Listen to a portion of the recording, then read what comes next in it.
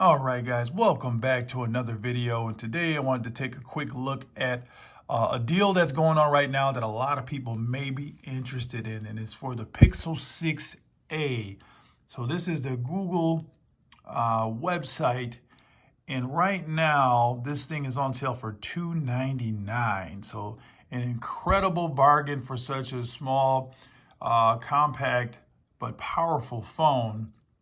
And especially for that price point. As you can see, regular price is normally $449, which kind of led me to think about the comparison between this little older Pixel 4 XL, which I have done some videos on in the past. This is still, in my opinion, a great pickup because you can get this through Amazon under the Amazon Renewed program for less than $200 if you can just make the 64 gig work for you.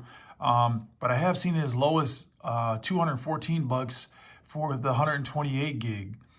So really a strong, or you should strongly consider going with either the Pixel 6a or for this slightly older Pixel 4 XL, which still did get Android 13.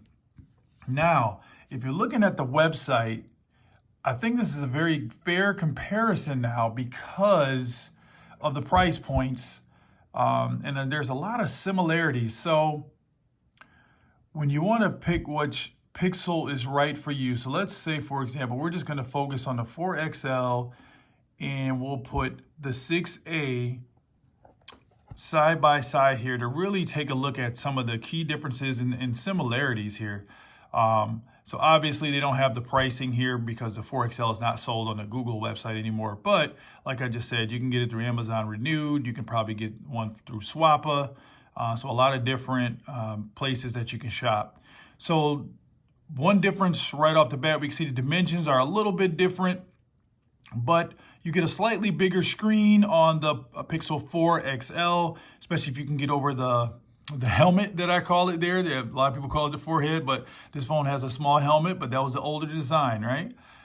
So the networks, 5G versus 4G. I can tell you in my area for T-Mobile, there's not much of a difference right now between the speeds of 5G and 4G. Maybe it'll be different in your area, and maybe you want to future-proof your device and go with the 5G model for the Pixel 6a.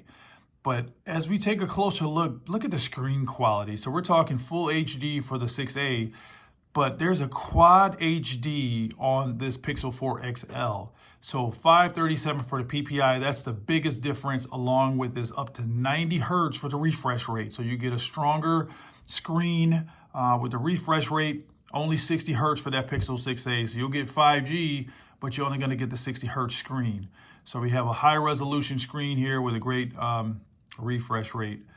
So for the 6a, you do get the Gorilla Glass 3, always on display, the now playing at a glance, high brightness mode, so it may get a little bit brighter, but you can always just turn the brightness up on your 4 XL.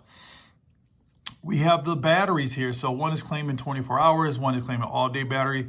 I would say that's going to depend on how you use the device. So very similar as far as the battery life. This one does give you wireless charging, which is the Pixel 4 XL. You won't get that on the 6a. We get water resistance on both. You get dust and water resistance on the 6a. 6 gigs of RAM on both. And like I said, you can go with a 64 or 128 gig option for the Pixel 4 XL, but you will get 128 on this 6a that's on sale right now. You get the Titan M security chip.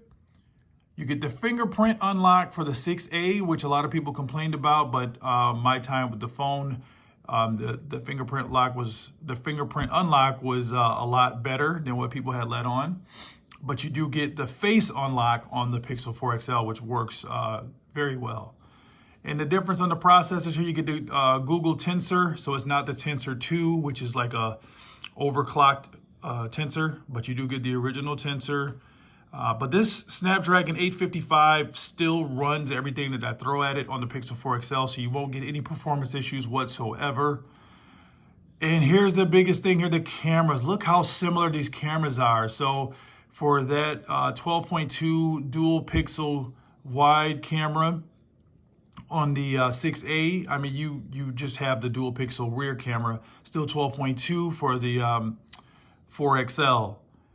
You get a 16 megapixel telephoto camera for the 4XL, but you get the ultra wide camera on the 6A. So that's really going to be the major difference depending on if you want to zoom in a little better or if you want that wider camera view.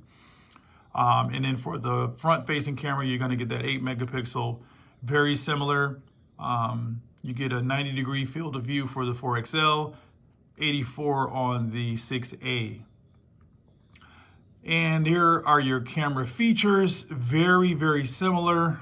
Like I said, the ultra wide lens is going to be your biggest advantage of getting the 6A, along with the Magic Eraser, which may be beneficial for some, not so much for others.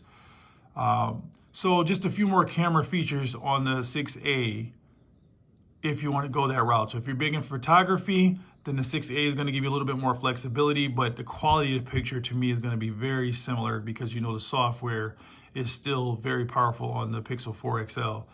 So those are just some of the similarities and the things that, or advantages to both.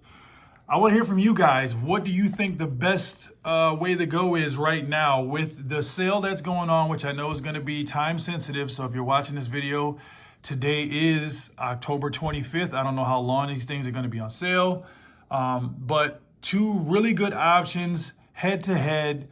In my opinion, if I had to choose, I would just stick with the Pixel 4 XL because of the better resolution screen, the higher refresh rate, the slightly larger display, and what's so underrated, and I'm still going to say it, the Active Edge, where you could just squeeze and ask the phone to do whatever. You have your Google Assistant. So that is a huge feature, which is no longer offered, which is a bummer on the newer Pixel devices.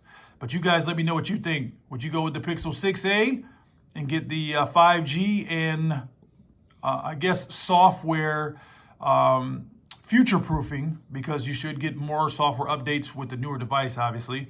But since it's a budget device, maybe you don't really care about keeping the phone, 2, 3, 4 years down the line. Maybe you just need something for a year.